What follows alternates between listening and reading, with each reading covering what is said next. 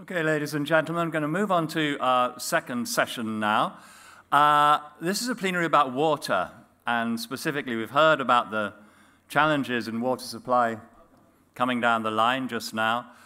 So we're about to hear about how we can achieve universal and equitable access to safe drinking water.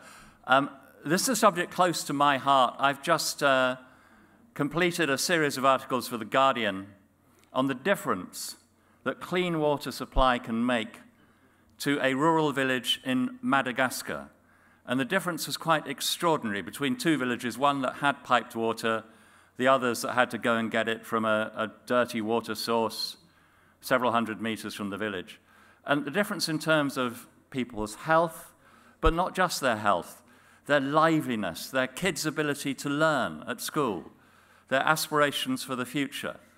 It was really quite striking. When water comes out of a tap, small miracles flow. So how can we make this happen for everyone equally? That is the theme of our next session. We're going to have a keynote address from Dr. Parameswaran Iyer, who's Secretary of the Ministry of Drinking Water and Sanitation of India. And then we're going to have panelists, Dr. Dan Aluf, Counselor at the Embassy of Israel, Mr. Cherian Thomas, CEO of National Director of World Vision India, Mr. Haraprasad Vadipati, who's chair of the International Water Association Specialist Group on Drinking Water Treatment Plants. And we're going to be joined a little later, I believe, by Mr. Divyang Waghela, who's head of the Tata Water Mission at the Tata Trust. And to chair this discussion is Dr. S K Sarkar, who's a distinguished fellow at TERI. So, gentlemen, please join us on the dais. Thank you. Good morning. I welcome all our panel members and the keynote addressee. Today's session is very important in the sense that it is one of the area in the Sustainable Development Goals which every country is committed to meet by 2030. As you know that like global financial crisis, there is no water crisis till now. It may not result due to limited availability of resources.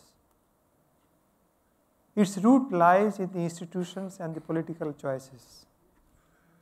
As UNDP observed in 2006, like hunger, deprivation to access to water is a silent crisis. It is experienced by the poor and tolerated by those who have resources, technology, and the political choices to end it. Success in water and sanitation challenges through national and international response would provide measures for success in poverty reduction, public health, and education. As you know that since 1990 till today, approximately 2.6 billion people have access to improved drinking water resources in the world. So this is not an insignificant achievement, it is a very, very significant achievements. But at the same time, there are about 860 million people in the world who are without improved access to water resources. And due to inadequate water, sanitation and hygiene, about 800,000 people die every year in the world. We find a similar picture in the Indian context. As you know that in India, 70% of the population lie in the villages, which translates into approximately 800 million people live in villages. Our estimate says that approximately half of this population have access to water, improved sources of water, which is in fact far behind Bangladesh and China. We also know that due to inadequate sanitation, water and hygiene, about 2 lakh deaths occur every year in our country. A similar picture we can see, but a little better, in the sense that in the urban sector, about 93% population have an access to water, to safe drinking water. But the issue in those areas, city areas, are inequities in access, particularly in intercity and the intracity areas. And because of these inequities of the supply gaps, we find that people are resorting to different kind of players for getting their water resources, and over extraction of water and affecting the water level is also being noticed in our area. To discuss this subject, we have with us the Secretary of the Department of Water Supply and the Sanitation, Mr. Parameswaran Iyer. As you know, he is a leader in the area of water resources implementation, and also he did a fantastic leadership role in Swachh Bharat Mission while implementing the ODF program in our country. He has a 20 years experience in the water and sanitation sector, and he is the best person to tell us what India is talking about or doing the steps, some of the steps which India has taken in the recent times. Mr. Iyer, please. Thank you.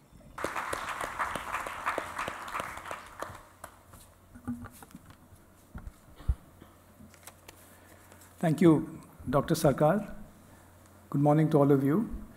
Let me first confess that although I'm flattered to be referred to as Dr. Iyer, I'm simple, common Mr. I don't have a PhD, but thanks for elevating me. Again, look, this is a very, very important topic. Thanks to Ajay and Terry and Dr. Sarkar for inviting me, so that I can kind of give you a perspective of the sort of big picture on water and what is the government, what are the government's plans to address in particular the drinking water challenge in India. But let me take a step back first and talk about, in the context of the SDGs, which this workshop is about, and tell you a little bit about what Dr. Sarkar referred to, which was the sanitation challenge.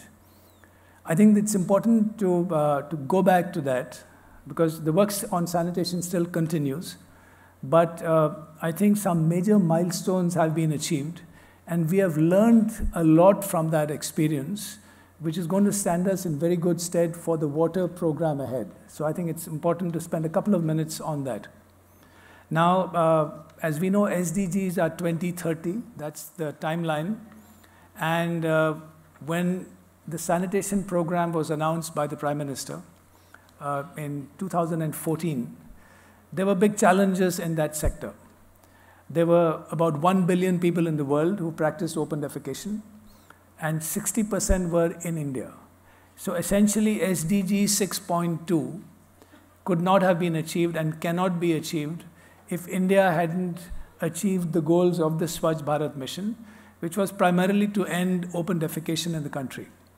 And there were, if you take only rural India, which is the focus of my ministry, there were about 550 million people in India, in rural India, who were practicing open defecation. So what were those big challenges then? And we like to summarize them as the 4 S's. And these are going to be similar challenges for water as well. Scale, speed, stigma, because we had to change behavior, and sustainability. How do you sustain those gains? And so the program went on. It's been going on now for the past 5 years. And I think major achievements have been made for a particularly difficult challenge, because this was not just infrastructure, it was primarily changing behavior. And when you try to change behavior and do infrastructure, it becomes that much more difficult. So it had to truly become a Jan Andolan, as the Prime Minister calls it. And what were the 4 major lessons we learned from this program, which are now we're trying to integrate and mainstream into the water mission.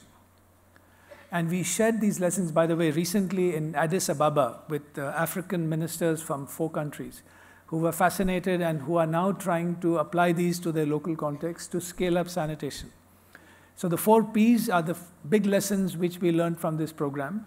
Many of them are intuitive, but I think it's important to emphasize them. The first is political leadership, the first P. And here we had the Prime Minister of India talking about toilets from the Red Fort in his first Independence Day speech. It was unprecedented. I was actually working in the World Bank in Hanoi in Vietnam, and I couldn't believe what I was seeing, very much hoping to come back, and I was lucky to be given that opportunity a year later. The second P is public financing, particularly for sanitation, which most people would acknowledge is a public good. And it was important to put its money where its mouth was for the government. So the government of India and state governments committed more than and spent more than $20 billion, more than 1 lakh crores on the sector on sanitation. And the third P was about partnerships, because it could never be a government, a Sarkari program. It had to be done with agencies, with organizations like TERI, international development partners, NGOs, grassroots organizations, elected representatives, everyone. And the fourth P was people's participation, how people owned the program, became accountable for it, and then converted it into a true people's movement. So now let me come to water. And how are these lessons now going to be useful to us in the big challenge ahead? Water is in many ways more complex. You don't really need to change behavior in terms of stimulating demand for water. Everyone wants clean water, whereas we had to create demand for toilets through behavior change. But in water, it's a different kind of behavior change. It's about conserving water. We have Dan here from Israel. They've done phenomenal work on water conservation. We have learned a lot from them, and they continue to guide us. So how do you conserve water, use less water, whether it's for farmers or whether it's at the household level? So that's an important behavior change aspect. Plus, there is a pricing issue. And none of us are used to pay for water, although we have started paying for it. And again, there needs to be some behavior. So it's a different kind of behavior change. But coming back again, big picture on water, you've heard from Dr. Sarkar and probably from earlier speakers. We have only 4% of the world's, in terms of the water availability in terms of natural resources. We have 16% of the world's population. So we have water challenges. But the real challenge, I think, as Dr. Sarkar put it very correctly, are the institutional challenges. And in India, many of you would know, water was fragmented institutionally. So in the government of India, there were at least 7 or 8 ministries or departments which looked at different aspects of water. So we had rural development, we had the Ministry of Environment, urban, rural, water resources, land resources. Everyone had a different piece of that or different side of that elephant. So one major step which the Prime Minister took in his second term was to try and integrate key aspects or key sectors, subsectors in water, and the Ministry of Jal Shakti was created, which essentially brought together the water resource management aspect and service delivery of both drinking water and sanitation, because in the end, when you're talking of integrated water resource management, you've got to look at the whole picture. So I think that was a very, very important first step which was taken. And of course, that integration needs to go further. But at least now, the water as a resource is now working very closely with the delivery of water. And I think that was a very, very important institutional step at the national level.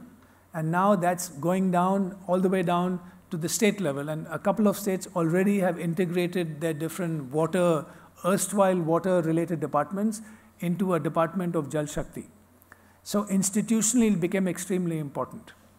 Now, again, when you look at the sector as a whole, or you look at the delivery of basic services as a whole, I think this is an important point which needs to be emphasized.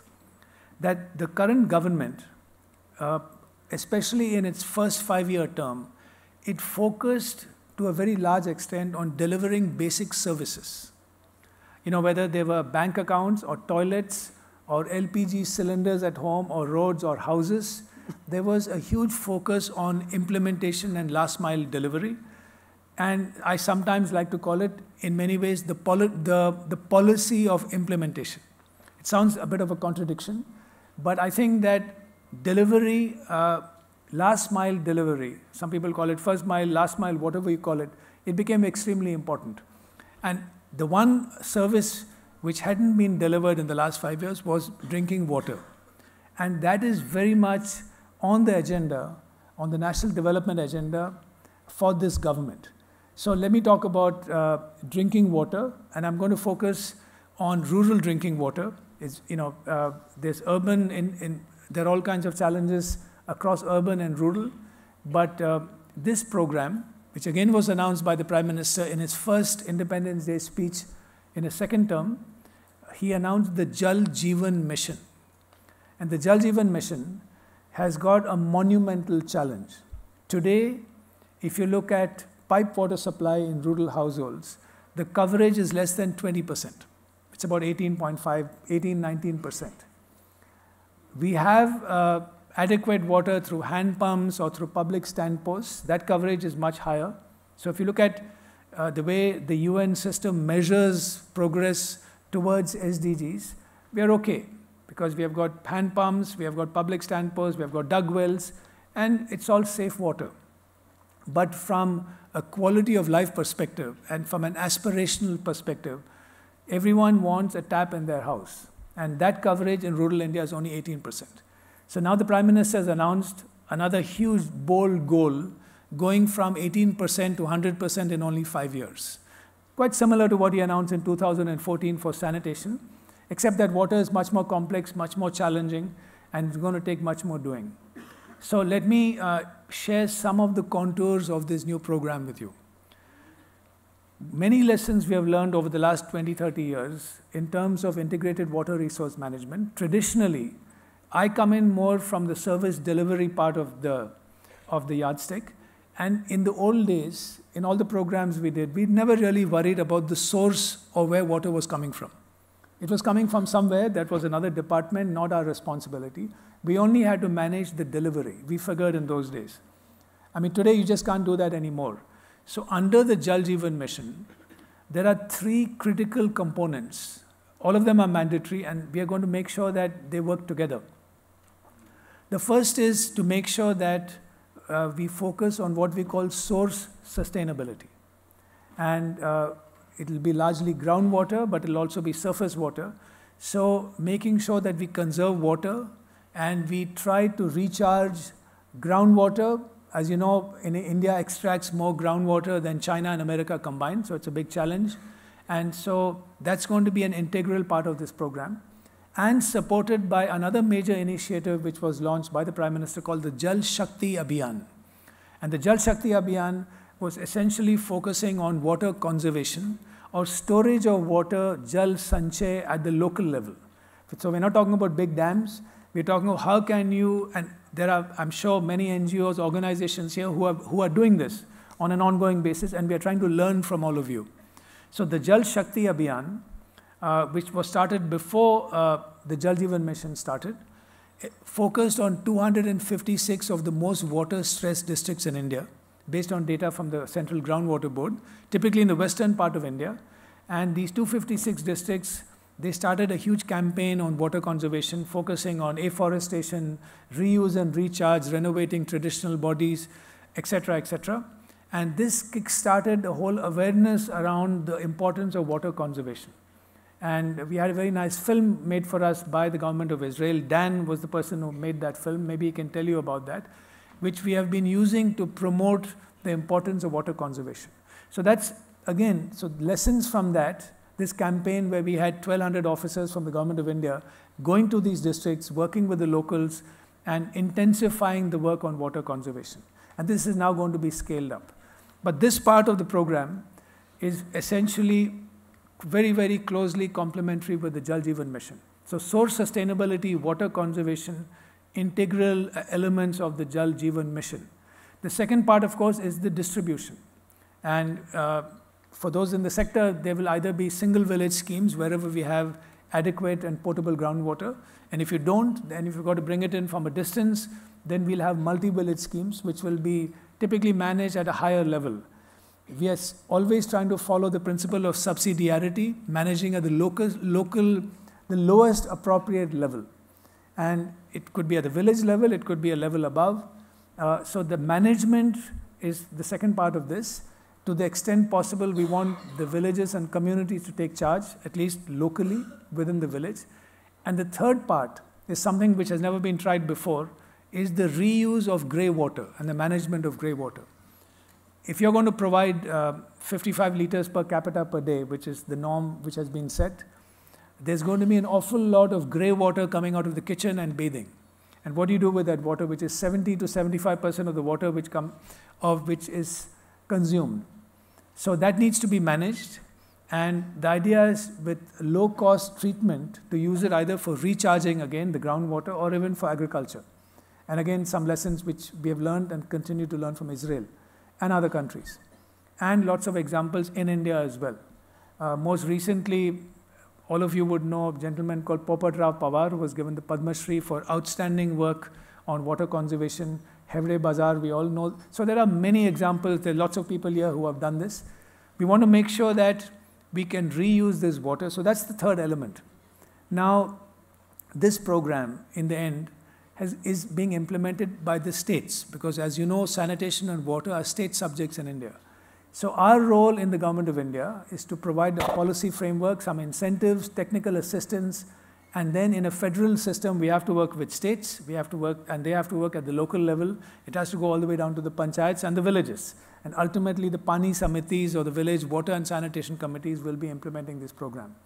So it's a major challenge where we are trying to push forward this very, very ambitious agenda.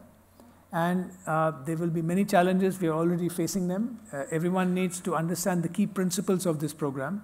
But we're very confident that all the lessons we have learned, whether it's political leadership or public financing or partnerships or people's participation, we're going to need all those lessons adapted to the Jal Jeevan, to the Pani context. This is the program which now we are embarking upon. And hopefully we can get as many of you involved as possible, because I think this program is going to need all hands on deck. So let me stop there, and we'll be very happy to join in discussions during the panel. Thank you. Thank you, Mr. Iyer, for giving a very interesting elucidation of the scheme the Government of India has embarked, and it is a scheme which will revolutionize the entire requirement in our water resources in our country. In fact, the kind of experiences which India has gained from Swachh Bharat Mission will be applied, as Mr. Iyer was talking.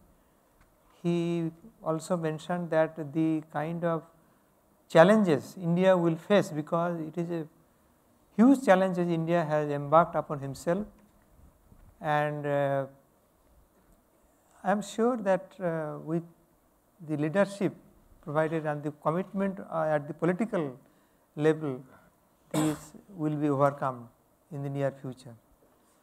Now we have to discuss some of the issues which this kind of program may face.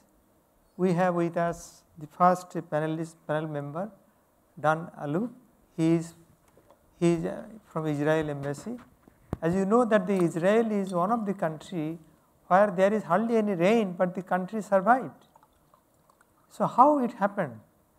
What kind of initiative the government has taken? What kind of activities the government has taken? I think those are the lessons we will be hearing from Dan. Thank you, Dan. Thank you. Welcome all of you, and thank you, Secretary. I would like to start with a short overview of what we are doing in Israel in terms of water. I would divide it into 4 segments, which one is regulation, 2 is water management, 3rd is technology, and 4 is awareness. When we put these 4 together in Israel, this is what brought us to where we are, and saying that challenges are very dynamic. So the story of Israel water overcoming the challenge is something that has been changing along the years. I'll try to briefly share these lessons learned also. I'll start with regulation. Israel was established in 1948, and our first national project was to provide water to every citizen and to provide water to every farmer. And this was a challenge because we have one water source of sweet water in Israel, which is the Sea of Galilee, which is actually a lake. And the first project was to move the water to the desert, where there is actually no rainfall, but we wanted to bring the population to live there. So the rule was water is owned by the state, not by the people. But it is owned by the state for the people. So the state has the right on water, but the obligation to provide it. And this created, of course, a very clear path on how to move the water ahead. Secondly, water, as it is not privately owned, if you are a citizen using water, you pay for the water. So pricing from day one was there. And then one body in Israel was in charge of water. You were saying about Jal Shakti, so also in Israel we have a water authority that is dealing with all the aspects of water, from the planning to the implementation to the pricing to the health issues. And this created the ability to manage water in a very efficient way. And it was both for the drinking water, for agriculture, and industry. It is different, as you were saying, in the city, urban water and rural water. But the steps that was meant to take place took place in this aspect. So I was talking about regulations that was put in place and about the body that was managing the water. I would move to the technology. A technology for us is always a toolbox.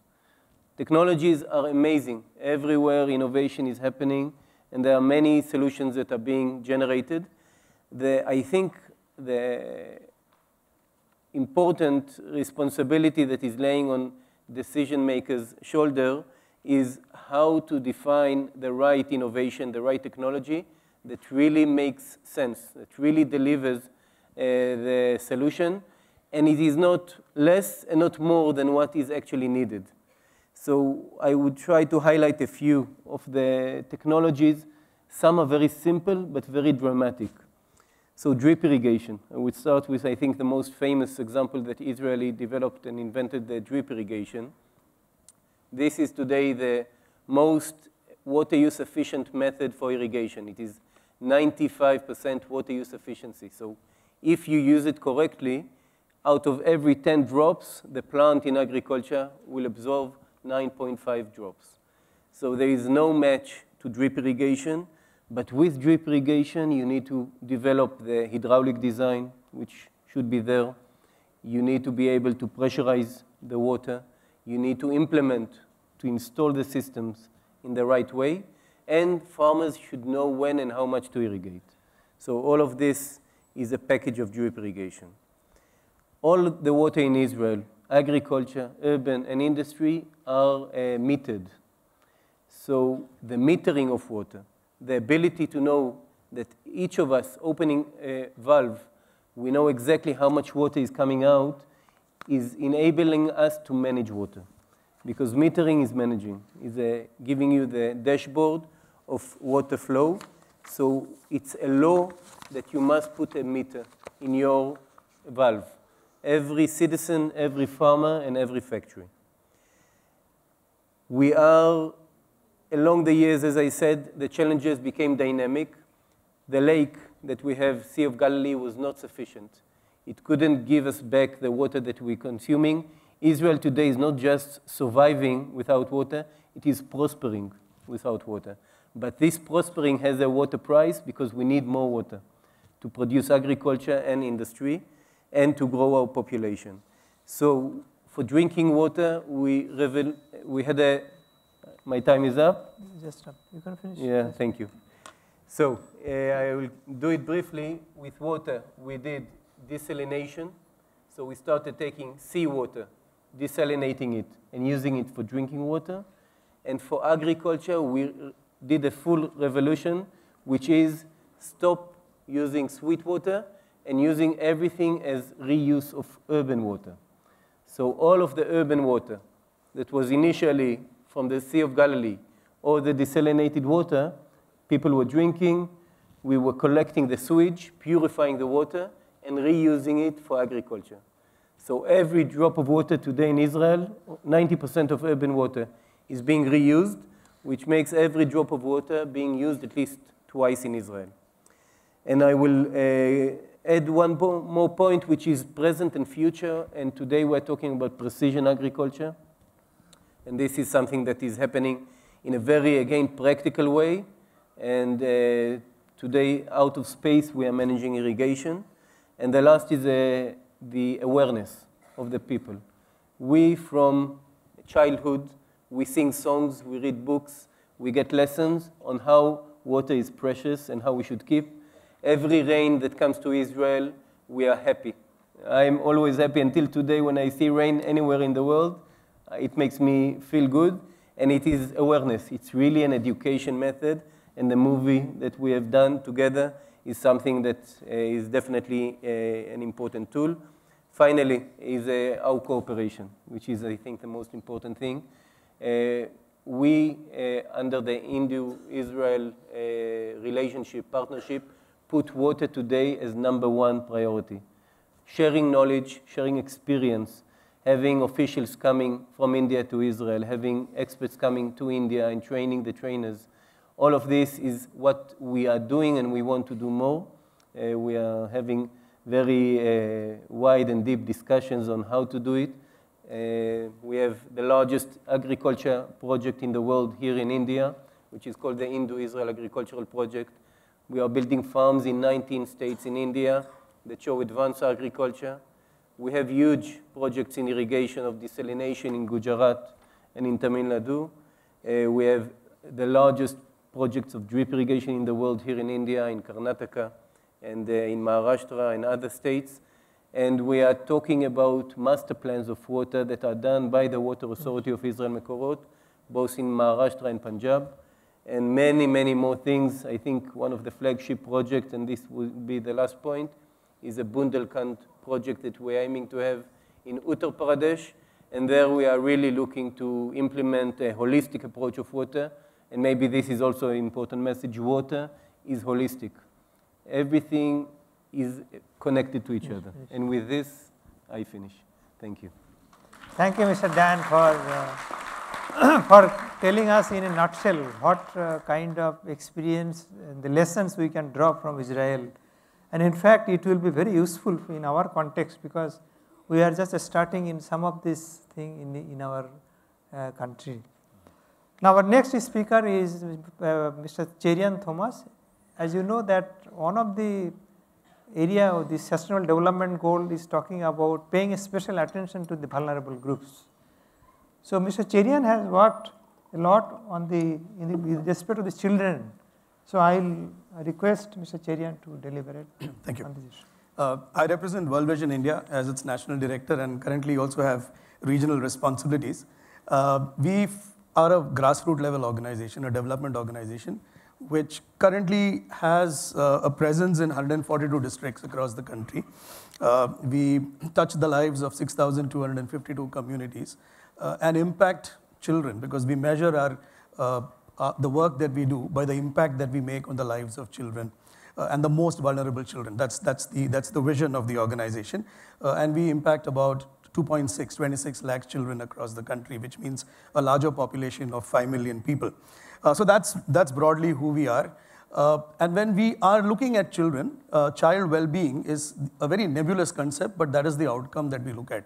And when we look at child well-being, issues of health, education, protection, and well-being are important.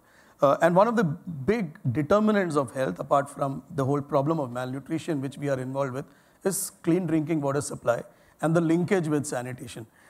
Many children, most children in their infancy actually die because of diarrhea. and diarrheal infections are often caused by contaminated water from different sources.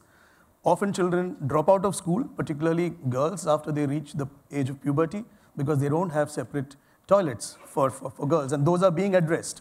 But clearly, availability of drinking water in these places is equally important, and availability of water for use is equally important. Protection in cities.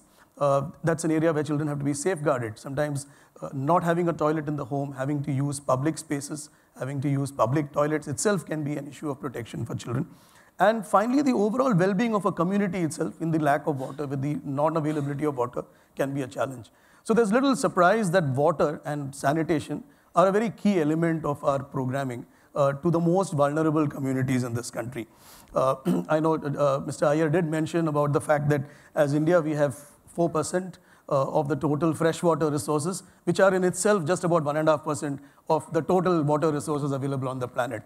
And with 16% of the population, there is a huge pressure on water, and it is going to get worse. I'll just talk about a few things that have emerged from what we have heard in the morning, more from the point of view of how it impacts communities. The first is the fact that clearly there is a linkage between sanitation and water. And I think the fact, and also the point of overdrawal and the use of water and depletion of water that was mentioned. And one of the big problems when one works at a localized level with water is the problem of contamination of water. And water contamination is a big challenge. So whether it is contamination because of arsenic or fluorides, again because of either industrial effluents finding their way into the soil, or through overdrawing and therefore having to go deeper and deeper, or through bacterial contamination, which happens again through open defecation as well as animal feces. And these are challenges which affect water. In one sense, it is good that many of these challenges have been reduced by a very, very quick implementation of the Swachh Bharat program, where we are really looking at seeing open defecation hopefully becoming a thing of the past in the next few years. So clearly that is something that has a very close impact on community. The second is the fact that one needs to look at water from the point of view of depletion and conservation, and communities can be engaged in this effort. Now, there is at one level a larger role for government in the way you protect water sources. Particularly in urban environments, there is a big challenge of water spaces being ultimately becoming very large real estate projects, becoming bus terminals, becoming football fields, and we have cases in our country where this has happened. How does one look at it from a policy framework point of view and actual practice of how do we protect our water spaces which are depleting and which have been the traditional ways in which water has been conserved? So that is something that is very clearly important. He did mention that I have a lot of experience with communities. Actually, the bulk of my experience has been in the area of infrastructure before I joined World Vision. But even before I joined, there was one of our projects, a little village in Jamui block in Bihar that I visited, where I could see the transformation in the village by just having one deep bore. And actually what happens is many of our public bores, which have been done over a period of time, are shallow. And during severe droughts, during the summer, they run dry. But a deep bore, which hopefully reaches more perennial sources of water as it goes down further, can actually transform the whole area, as well as also our opportunities for recharging water sources as well. And we've actually seen in this particular community, this village that I visited, which used to have migration of up to 70% every year, and that too for periods from 6 to 9 months, actually reduced to 30% for just a 3-month period. Incomes doubled. And not only did they have new sources of income, they started developing fish farming in the village as an additional source of both protein and revenue. So water is in many ways life. And the confidence of the village was what was amazing when we talked to them. We normally work fairly long term in a program, and when we asked them this question as to what happens when we move out, they said, you can move out even today if you want to. We are confident because you have shown us how water can be life for a village. So I've seen it in very, very grassroots level community work, how transformative this whole issue of water can be. Just 1 minute? Okay. Equally, there is this whole issue of water linked with smart agriculture and with agroforestry. And that is where this whole evergreening can actually be a way in which very, very low cost, you can actually have communities engaged in preserving water. Recycling of water, again, one can have it at a macro level. You can have greywater, we can have secondary and tertiary treatment plants where you can use the water for industrial use, as well as you can have it at the level of a household or at the level of an apartment block in a city, which I have seen in Bangalore, which actually uses greywater to then use for maintaining its gardens. So there are ways in which water can be carefully harvested and managed at that level. Water and pumping. Pumping energy is often a big component. And that is why it is important that we look at water also in a very decentralized manner. And that's why these conservation efforts on a decentralized basis can actually lead to lesser use of energy. But there again, renewable energy and the use of solar pump sets in rural settings is again a very critical issue. Finally, operations and maintenance. And I think that again is very important. Operations and maintenance in small rural settings and in communities can actually be a source of livelihoods.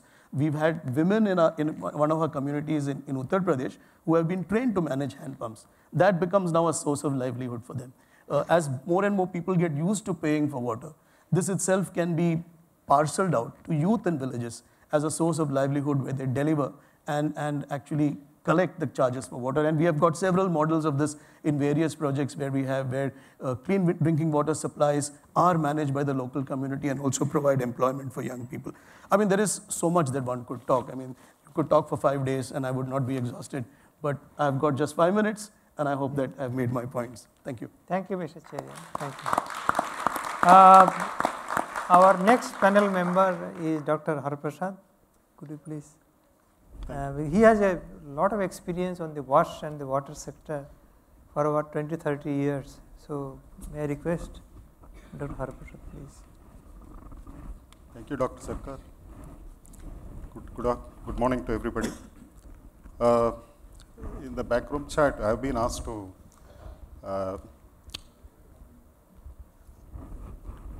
talk with reference to the Indian experience, which the Secretary, Mr. Iyer, has very beautifully narrated.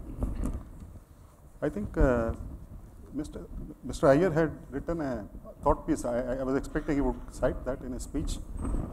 It's regarding the Swachh Bharat Mission, the ABCDEF of Swachh Bharat Mission.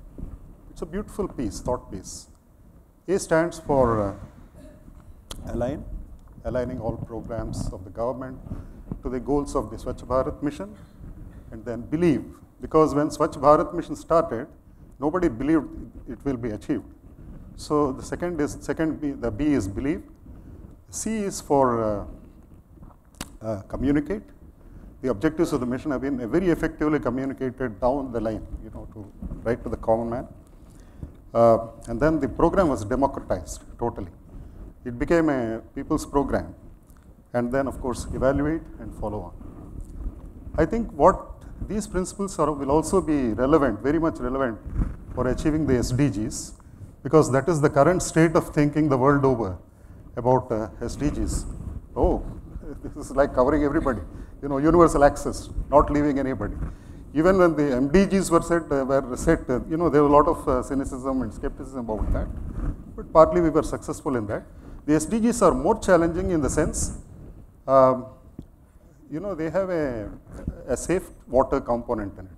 Earlier goals were not worried about the quality of the water that was supplied, but only the quantity. The emphasis was more on the quantity. But now, because safety of water is mentioned, there is a greater efforts are needed. Challenges are there in meeting that safety component, meeting the challenge of safety component.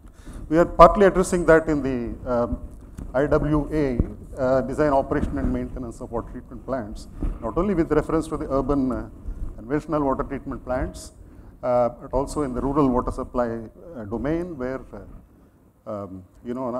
unfortunately we are not encouraging the self-supply mode of service delivery, but if that is really taken up, a lot of coverage can be made in the rural areas. When it comes to self-supply, the importance of household water treatment methods and all, disseminating them and hygiene education, all those things become very important. And the same challenges as a SPM like scale, speed may not be stigma, but sustainability, they will be relevant for achieving the Sustainable Development Goals as well. And also the challenges in water, well, the Secretary said that water is in many ways complex, especially, yes, with reference to pricing of water, especially in democracies, where it's a very sensitive subject. Even in African countries, pricing of water has succeeded in certain countries, and they have not succeeded in others. Unfortunately, I can't comment much about, even though I've been associated with rural water supply scene in India from 1973 when I started my career in TWAD board. Last 25 years I've been in different countries, some 14 countries in Asia, Africa and Middle East. So I'm not that much familiar as to what has happened here, but I've been keeping close track of on the top level, what the developments at the top level. Yeah, the integration of, all the ministries. Institutional fragmentation has been in many countries. It is not, India is not alone. In many countries, this institutional fragmentation has been there because my experience has been mostly at the sectoral level. And in Liberia, I have seen the institutionals, integrate. There is a ministry for water resource management and sanitation. So they've clubbed sanitation with that. Likewise, there are some other good examples are there in other countries also. Then last mile delivery, yes, that is going to be a real challenge. Unless we adopt self-supply, this is not going to be a reality. Last mile challenge, delivering to the remote villages and all that. Well, so far as the distribution is concerned, the single village structures and multi-village schemes, they have all been there, right, from 73, 74.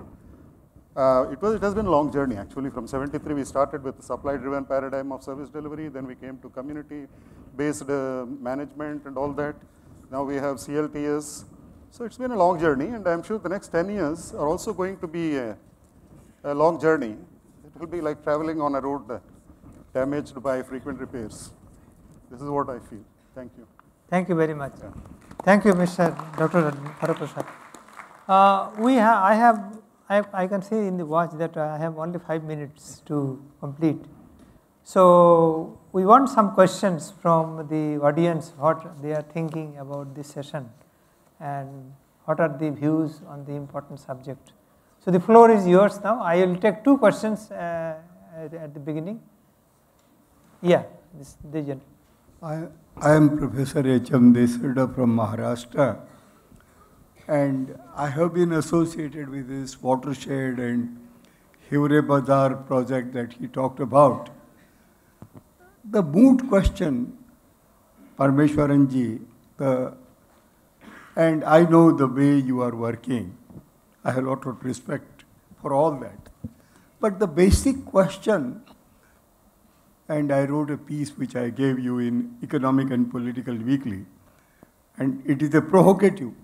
This idea of the Nal se Jal, now I think it turns out to be Har Ghar Jal, is somehow the idea which is just will be a contractor-driven scheme, like many of the schemes turned out. Because there is, in this country, unlike my friend Dan in Israel, we are not such a terribly water-short country as the Israel is. Even the Jaisalmer and Barmer in India has 1 million liter water per hectare and 500,000 liter water per person. Given that, I think unless this scheme, supplying drinking water like ODF has to be the priority. No, absolutely no 2 opinions about that. But my question to you, sir, is that, giving null connection to every house leaves no incentive for rainwater harvesting. And in fact, that is the bane. Look at the whole urban water supply scheme. Could you please concentrate on the question rather than observation? Yes, I am. Yes. It's a very, very, very concrete question.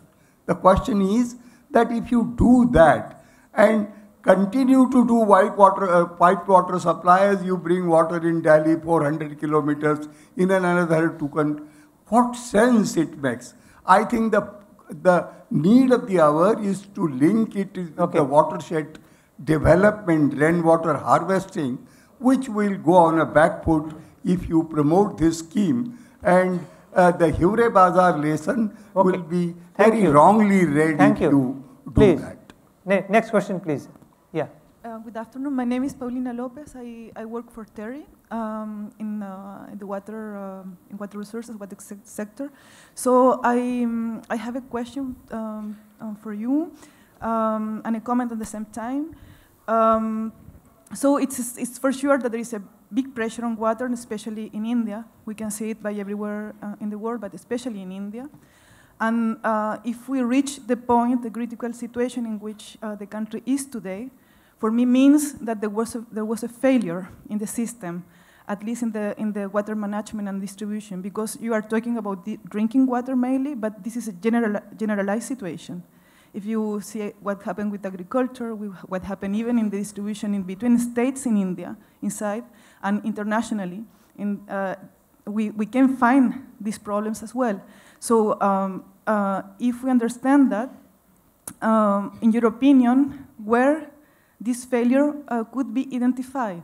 Because I think it is important to know if we can think about the future and understand what happened in this system. You, Mr. Iyer, you mentioned it, institutions. I think this is a very important point in India. In my opinion, of course, I know less than you, but in my opinion, we can see it clearly, for example, in exacerbated use of technology and a disconnection maybe with what's happening on the ground. You talk about water storage. I had the opportunity to do some field work in Please Rajasthan. concentrate on the questions. Yes. So this is my question. I want to know your opinion about that. But please, one second. It's you talk about the water storage and distribution. And here in India, there are a lot of traditional systems. And I saw in the Thar Desert how these systems are completely disconnected with Indira Gandhi Canal, for example. Thank you for those questions. Let me try to respond. On the first question, I think maybe I didn't articulate it well enough. In this program, as the professor mentioned, there is, what we have learned, I mentioned that, was that you cannot do service delivery, you cannot do pipe water supply or any delivery of water supply without worrying about and addressing the source sustainability issue. And whether it's groundwater recharge or whether it's rainwater harvesting, those are going to be some of the lessons we have learned to address the other question as well from the past. So in this program, this is, in fact, the whole effort is not to make it a contractor-driven program. That's what we endeavor. It's going to be community-based wherever feasible. But I also mentioned that we will have to follow the principle of subsidiarity, the lowest appropriate level, whatever that may be. If it's a community-managed program, if there's groundwater available locally, it needs to be managed locally. They need technical assistance through community-based organizations and so on. So rainwater harvesting is going to be a very key component of the Jal Jeevan Mission. Now, what we have learned from the past, to come to the other question, is two things I think which are important. One is the institutional fragmentation, where we were compartmentalized in different silos. So water resources was different, service delivery was different. And you made a very good point about how do we connect the local initiatives and the rejuvenation of traditional water bodies. That was precisely the focus of this huge campaign called the Jal Shakti Abhiyan, where there were 5 important elements or activities. The first was rainwater harvesting. The second was the renovation and rejuvenation of traditional water bodies. These are all in the water stressed districts. The third was the recharge, reuse and recharge. The fourth was watershed development. And the fifth was afforestation. So we're very conscious of the fact that unless you take these measures, there's no point in sticking in a lot of pipes in the ground when there's no source, there's no water, and it's not sustainable, and you're not recharging. So we're very conscious of that. So this program is not about bringing in a lot of pipes from all kinds of places and providing water. We think that, come back to the professor's point, there is an aspiration to have tap water in the house. But obviously, we need to do it in a sustainable manner. I mean, all of us know the time spent typically by women and girls on fetching water. You know, I worked on the Swachh Bharat project 25 years ago in the hills of UP. You can spend 4 or 5 hours fetching fuel, wood, fodder, and water. So we're trying to improve the quality of life and ease of living, particularly for women and children. And let me just come back again. I'm going back and forth to your question.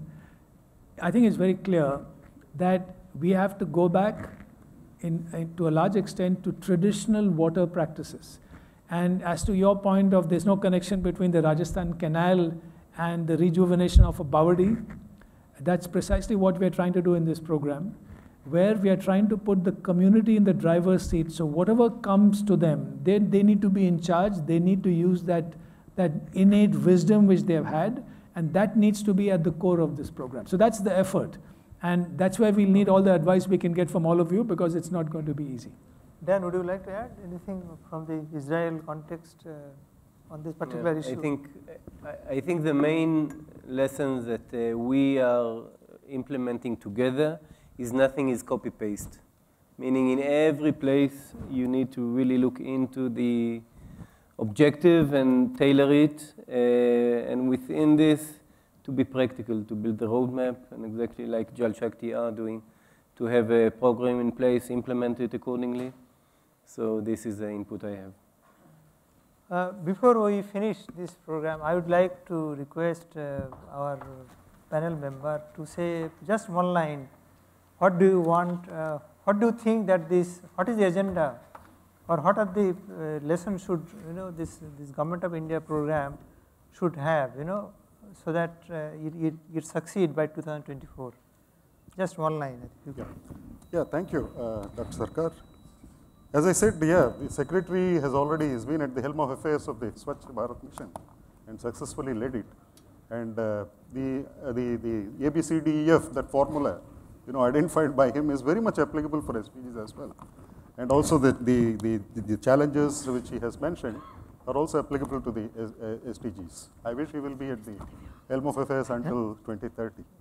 It's just one line. I think engaging the communities both in rural and urban settings, I think is really critical for success of anything as ambitious as we are envisaging. And I think that is a lesson that we clearly have learned over the years. And I think engaging the community, finding the most appropriate solution, which is contextual and local context driven, and using traditional sources. And that really is something that we really need to work on, so that we don't spend on far more intensive methods. Using traditional wisdom, which has been there for years, I think will go a long way in this whole effort of mobilizing communities and working with them in going forward. Yeah. So, Mr. Iyer, let me pose one question to you, that the Government of India has taken such a big novel scheme by 2024. How do you place the various stakeholders? How do you want to engage them? In this program? Is there any plan the Government of India has or the state has on this regard? Yeah, no, absolutely. It's part of the plan, and if you see our draft operational guidelines for this program, we put out on our website. Can I just finish? Yeah, so we are keen to engage with anyone who's willing to engage with us. We put out our operational guidelines, looked for comments. We have got a task force which consists of experts from many different, basically all outside government people, which advise us on the program. We have another task force on technology and innovation. And I think we are very clear that in order to build the capacities of communities and help them to manage their programs, we are going to need the help of organizations at the grassroots level, such as World Vision and others, who have done this work and who can help in building the capacity of communities to manage these programs themselves. So it's basically, like I said, it's all hands on deck, and we are very happy to reach out and engage. Yeah, I think you have a point. Just before we close. My last assignment was with the UNICEF. Please make it just 1 minute, because we have to close it. Hello? 1 minute. Is this okay? Yeah. Yeah. Yeah. my last assignment was as a UNICEF geophysicist with the Jharkhand government. Prior to that, I was attached to the NGO program in Nigeria, and prior to that, I was working with AFRO, No, Action please for Food Production. give your Now, my question. suggestion is there only. Likewise, we do the chlorination of the pipe water supply. What about the hand pumps? We did it for the hand pumps in Nigeria. You really do it. Flush it with the screw compressors. The water is very clean and safe for the drinking water. That is my suggestion to the government and to the NGOs. Okay. So I think we need to close because we have surpassed the time allotted to us. The Government of India's program is huge, and to implement this program, we have a committed people lying at the leadership position in our country. There is a huge political commitment at the central level, and hopefully at the state level also the same will come. And we have many partners in this program. For example, Israel is one of them, and we are having a very close linkage with the government. They are having close linkage with the government in moving forward on this program. As all of you know, water is a complex subject. I mean, there are many dimensions on the water resources. So tapping in one dimension, it has a linkage with the other dimension. So that is why you have seen this so many programs the Government of India's Jal Mission scheme has, right from greywater till the source sustainability. So entire water sector they are looking after. So I hope that this program will be a success in the near future. Thank you very much for the patient hearing. Thank you.